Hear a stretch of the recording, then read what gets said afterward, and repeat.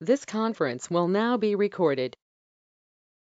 Hi, everyone. My name is Laura Davis. I am the president and founder of Ignite HR, and I wanted to just take a few minutes today to talk with you about the new independent contractor test that the Department of Labor has issued.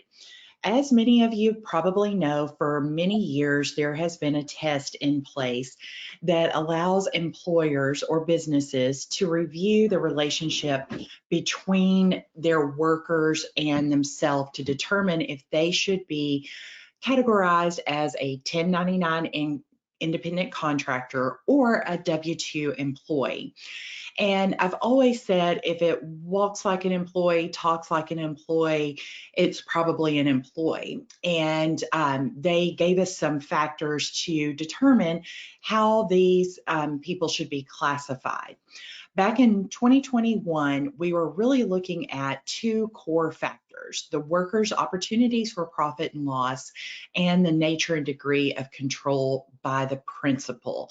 So those two things were the main factors, but we had some other guideposts, such as the skill required for the work, and the degree of permanence of the relationship, and whether the work is a part of the integrated unit of production. So fast forward to March 11th, 2024, and now the Department of Labor has come in and changed a few things. So instead of looking at core factors versus those other less important principles, they are now wanting us to look at the totality of circumstances, which means a list of factors. And they've also given us the sixth factor to consider, which includes the investments made by the worker or the potential employee. And by investment, I mean things from like buying equipment, maybe investing in training of oneself versus the employer paying for training. Or even marketing their business. You know, if they've gone on Facebook and boosted posts in order to let people know that their business exists, those are all investments that a person would make in a business, which would classify them as an independent contractor rather than an employee. And they've also given us an additional consideration of control, and that's things like scheduling. Do you tell the worker that you have to be there from 8 to 5, Monday through Friday? Do you supervise everything that they do? Like if they are a widget maker, do you come in and tell them how to make the widget, when to make the widget, where to put the widget when they're done? Do you tell them how much you will pay them to create the widget?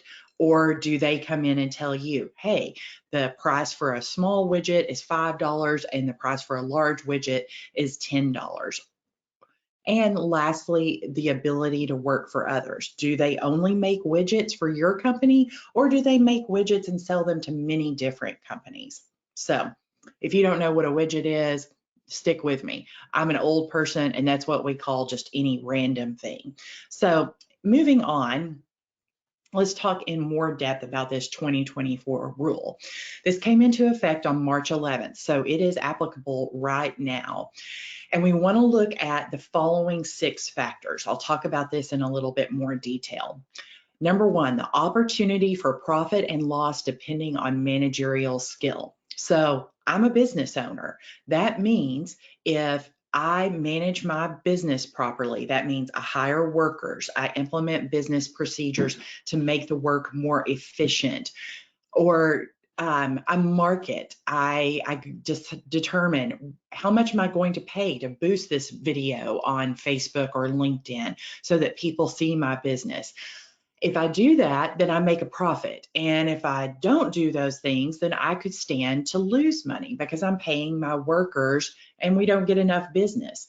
So I have an opportunity for profit or loss. Therefore, whenever I work for my clients, they can confidently say that I meet that number one criteria there. Investments by the worker or employee. Again, I said earlier, I buy my own equipment. The laptop that you're watching me from today, I purchased that with my very own money. I spend money for marketing. I hire employees. I buy insurance for my business. I have made those investments. A typical employee would not do that. The degree of permanency of a relationship. Do you have a contract with that person? Thus the name independent contractor. Typically, you have something that says, how long are we going to be in this relationship together? Is it a 1-year contract? Do you have an offer letter that says nothing about when that relationship would end? That's how you can tell the difference. A contractor typically has some span of the life of the relationship, where an employee is typically going to be an ongoing relationship. Now, we may have a temporary employee that has a defined amount of time, but again, let's go back to the totality of circumstances. If that's the one thing that you don't have, then they could still possibly be an independent contractor. The nature and degree of control. So I'm an HR outsource provider. We are the HR department for our clients. I hire my own employees. I determine what kind of laptops we're going to use.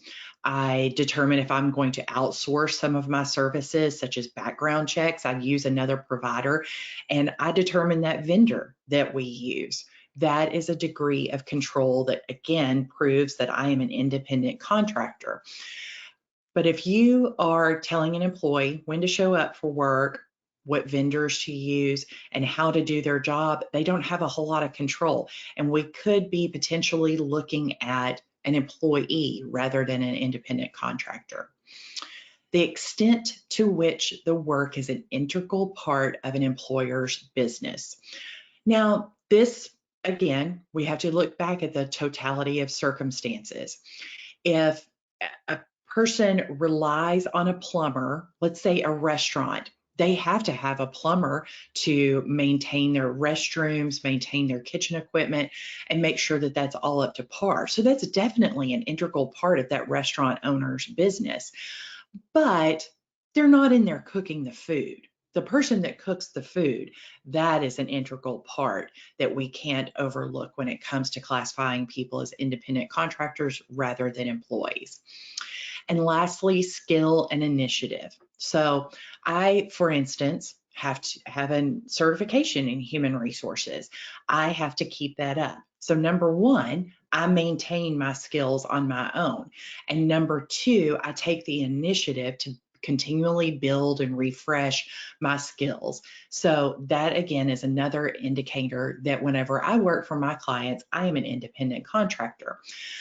So you might want to consider taking a look at all of your independent contractors as they are today and just reconsidering, do I have them classified correctly? This is a really good time to do that since the new rule just came out. There may be some people that we need to change their status. And the risk of doing something like misclassifying an employee as an independent contractor is really huge. And unfortunately, I am seeing more and more audits come about, and the penalties include having to go back and pay wages and expenses to the employees, possibly giving them benefits such as paying the employer portion, the Social Security and Medicare tax that you don't pay. Paid leave is required in some states, retirement, workers' compensation insurance, unemployment insurance, and much, much more.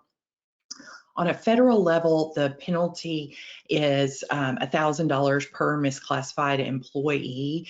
On the state level, that varies per state. For example, California can vary wildly depending on whether or not they determine that you willfully misclassified them as an independent contractor. It could go all the way up to $25,000. If they think that you just made an innocent mistake, it's only $5,000. But if you think about, gosh, if I have 4 people misclassified, that could run anywhere from $20,000 to $100,000 in California. So that's really, really serious thing to take in consideration. There's also class action lawsuits that are coming up left and right, and those are punitive damages that you could have to pay and attorney's fees, which we all know could be sky high.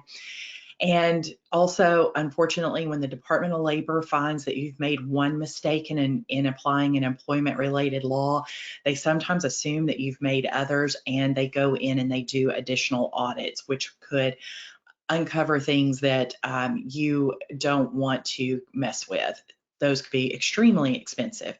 So I would say it's a good time. Let's take a look at this rule together. If you need assistance, please don't hesitate to reach out to me. I've put my email address and phone number up on the screen, and I would love to talk with you about that. Even if you just have a couple of questions, don't hesitate to give me a call. We can help you. This is something that we do every single day, is evaluating these relationships and making sure that people are classified correctly. I hope you have a great day. And again, my name is Laura Davis, and I'm with Ignite HR.